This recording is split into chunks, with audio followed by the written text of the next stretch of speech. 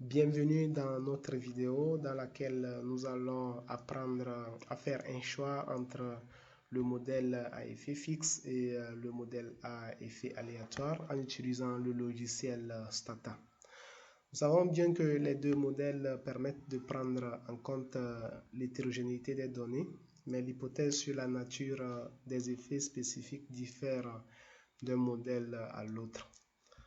Dans le modèle à effet fixe, on suppose une corrélation des effets hétérogènes avec les variables explicatives, alors que dans le modèle à effet aléatoire, les effets hétérogènes sont orthogonaux aux variables explicatives. Nous allons voir deux méthodes qui vont nous permettre de faire le choix entre ces deux modèles. Il s'agit du test de Haussmann et de la régression auxiliaire. Le test de Haussmann, c'est un test qui permet de déterminer si les coefficients du modèle à effet fixe sont statistiquement différents des coefficients du modèle à effet aléatoire. Ce test compare alors la matrice de variance-covariance des deux estimateurs. Si nous rejetons l'hypothèse H0, alors nous allons préférer l'estimateur ou le modèle à effet fixe au modèle à effet aléatoire. Cependant, le test de Haussmann n'est valable qu'en cas d'homocédacité. En cas d'hétérocédacité, l'hypothèse de corrélation entre les effets individuels et chacune des variables explicatives est mieux testée en effectuant une régression auxiliaire. La régression auxiliaire, c'est une régression qui comporte les moyennes temporelles de tous les régresseurs.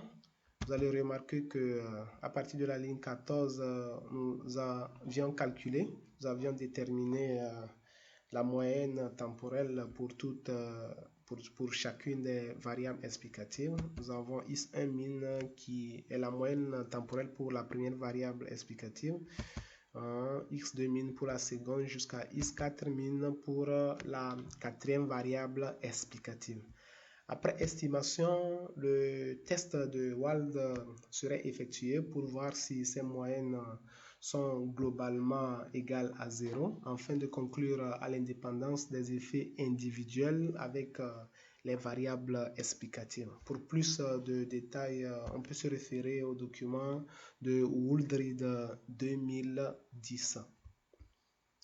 La base qui sera utilisée pour effectuer ces tests est la suivante. Nous avons Y qui est la variable à expliquer. Nous avons 4 variables explicatives, x1, x2, x3 et x4. Nous allons exécuter notre do file et interpréter les résultats après.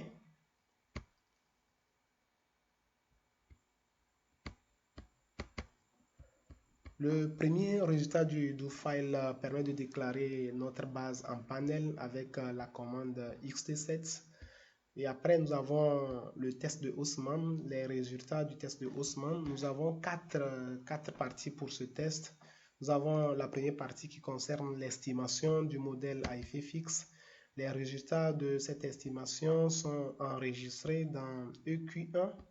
Et après, nous avons l'estimation du modèle à effet aléatoire et la dernière partie qui concerne le test proprement dit.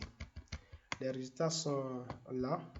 Nous avons la probabilité qui est significative, c'est-à-dire inférieure à 10%, ce qui nous amène à préférer le modèle à effet fixe au modèle à effet aléatoire. Après, nous avons la régression auxiliaire qui est utilisée en cas d'hétérocédacité. Et les 4 premières lignes de la régression auxiliaire concernent le calcul des moyennes temporelles pour toutes les variables explicatives. Et nous avons la régression qui comporte ces moyennes temporelles avec l'option robuste qui permet de tenir compte d'éventuels problèmes d'hétérocédacité.